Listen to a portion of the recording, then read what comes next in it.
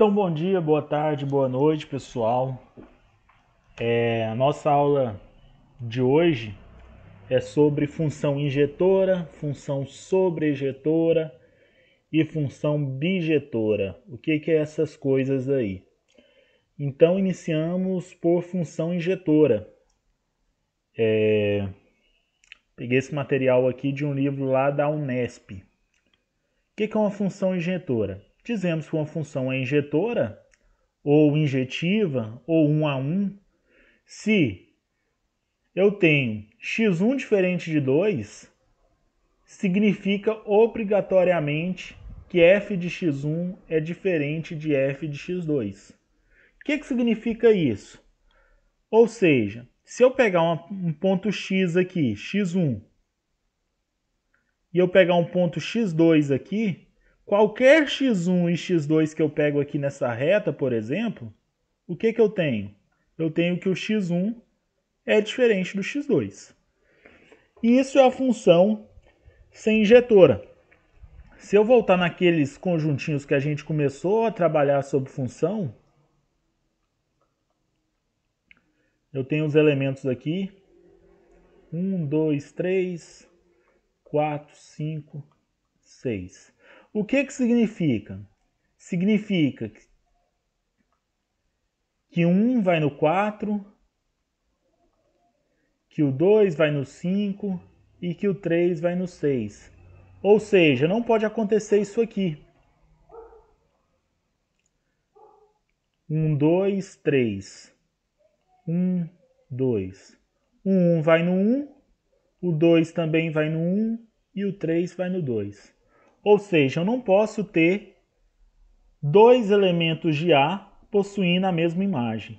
Se isso acontece, eu tenho que a função não é injetora. É o caso da parábola, né?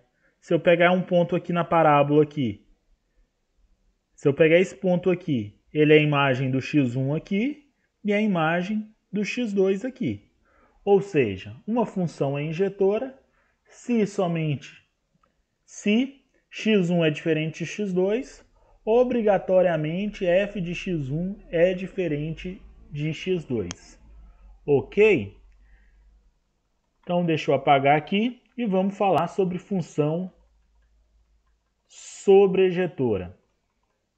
E o que é uma função sobrejetora?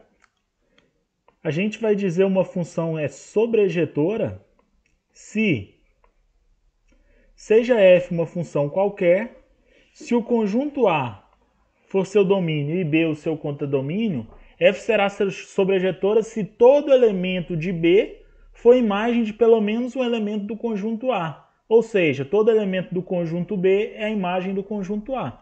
Como assim? Se eu desenhar o plano cartesiano aqui, o diagrama de Venn, A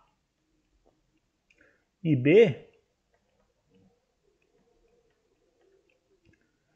então se acontece o seguinte, o que é meu contradomínio aqui? Se eu chamar aqui 1, 2 e 3. Meu contradomínio é 1, 2 e 3. O que é a minha... meu contradomínio é 1, 2, 3 e 4. O que é a minha imagem? 1, 2 e 3. Se o contradomínio for igual à imagem, então o que a gente tem? A gente tem que essa função é sobrejetora. Então vamos voltar nesses desenhinhos aqui. Essa função aqui, ela é sobrejetora? Sim. Por quê? O que é o meu contradomínio? Meu contradomínio é o eixo y. Todo o meu eixo y. E qualquer elemento do eixo y que eu pegar, ele possui um correspondente lá na minha função. Então essa função aqui, ela é sobrejetora. E essa daqui é uma função sobrejetora? Não. Por quê? Se eu pegar aqui, continuando, o que é o meu contradomínio? Meu contradomínio é o eixo y. E o que é a minha imagem? A minha imagem só é os y maiores que zero, percebem? Ou seja, se eu pegar um menos 3 aqui, ele não é imagem de ninguém. Portanto, Essa função aqui, ela não é sobrejetora também. Essa é injetora e sobrejetora. Essa não é nem injetora, nem sobrejetora. Certo? Beleza. Então, se eu pensar no seguinte, vamos pensar na função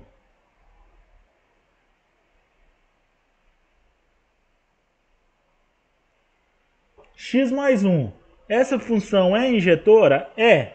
Que qualquer elemento que eu pego para x aqui, a sua imagem vai ser diferente. É igual uma reta. E, se não, e é sobrejetora? Também. Por quê? O meu contradomínio e a minha imagem são todos os reais. Então ela é injetora e sobrejetora. Se uma função é injetora e sobrejetora, a gente diz que essa função é bijetora.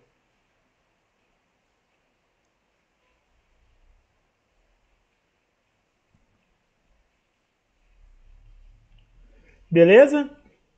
Então, se a função é injetora e sobrejetora, a função é bijetora, objetiva. Então, vou apagar tudo aqui e vamos para os nossos exemplos. Então, peguei esses dois probleminhas aí. Na verdade, isso aqui nem é um problema, né? É uma afirmação, mas a gente só vai discutir ela. Primeiro que fala, a função definida dos reais nos reais, dado por f de x igual a 2x, é bijetora, pois é injetora e sobrejetora.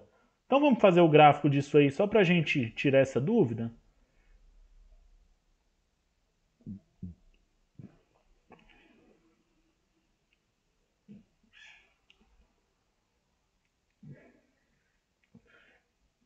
Então, isso aqui a gente sabe que é uma reta. Uma reta eu preciso só de 2 pontos. Então, quando x é 0, y é 0. E, por exemplo, quando x é 1, y é 2.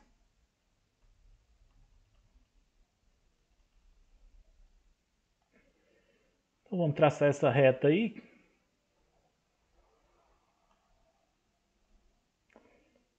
Está definida dos reais nos reais. Então, para cada elemento, se eu pego um elemento distinto aqui de A, qualquer elemento aqui, eu vou ter uma imagem distinta. Portanto, é injetora. E o contradomínio é os reais e a imagem também é os reais. Portanto, é sobrejetora.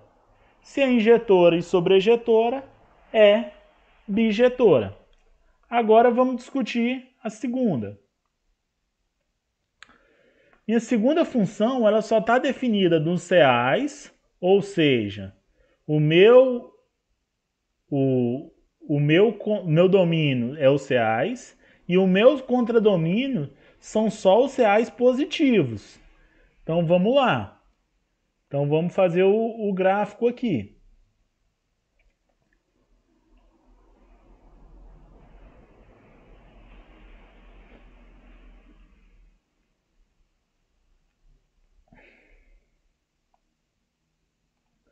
Então, olha que ele está restringindo o meu contradomínio. Então, meu contradomínio é só os reais positivos. Então, vamos pegar aqui. Isso aqui eu sei que é uma parábola. Quando é 0, é 0. Quando é menos 1, é 1. E quando é 1, também é 1. Então, é uma parábola que passa por esses 3 pontos.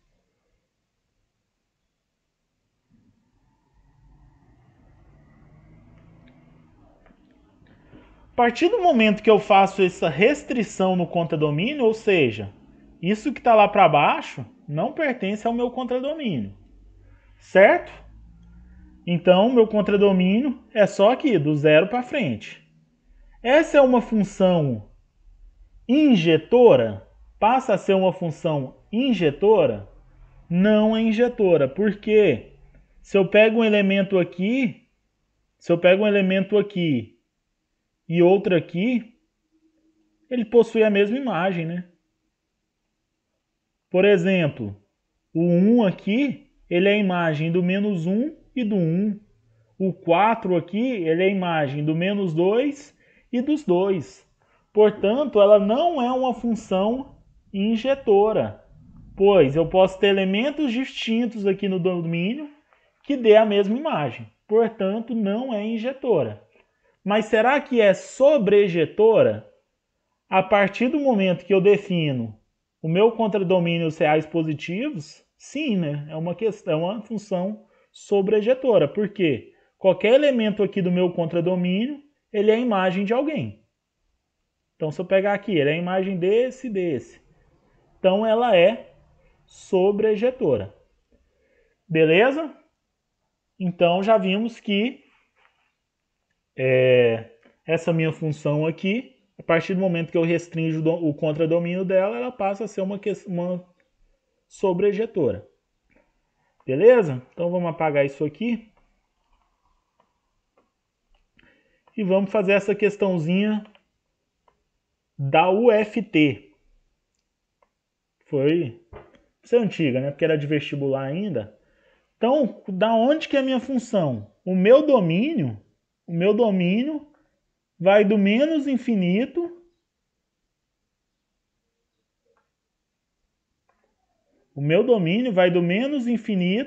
ao mais infinito. Ou seja, o meu domínio é os reais. Certo?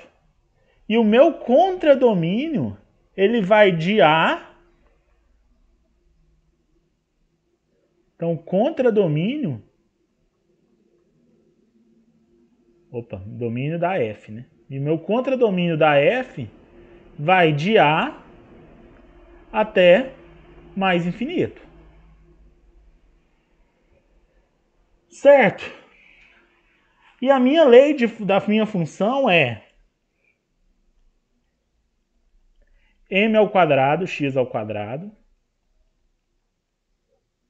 mais 4mx, mais 1. Certo? Então, essa é a minha função. Aí pergunta, qual é esse valorzinho de A que faz com que a minha função seja sobrejetora? Ou seja,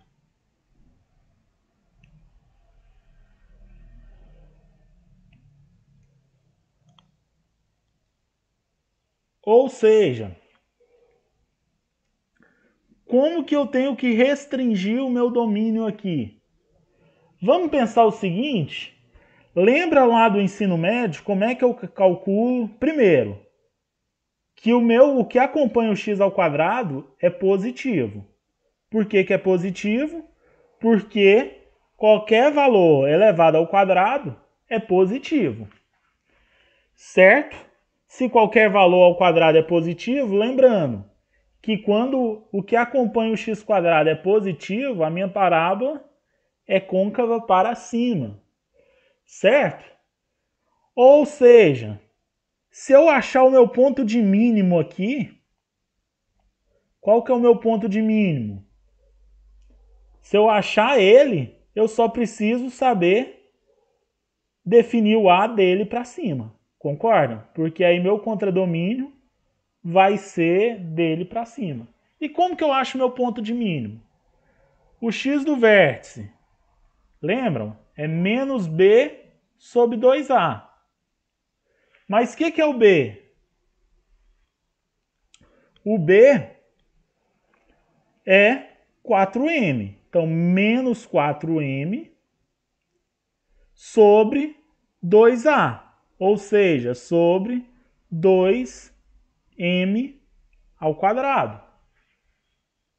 Certo? Simplificando aí, eu tenho que é menos 2 sobre m. E o x do vértice? O y do vértice? O y do vértice é menos delta sobre 4a.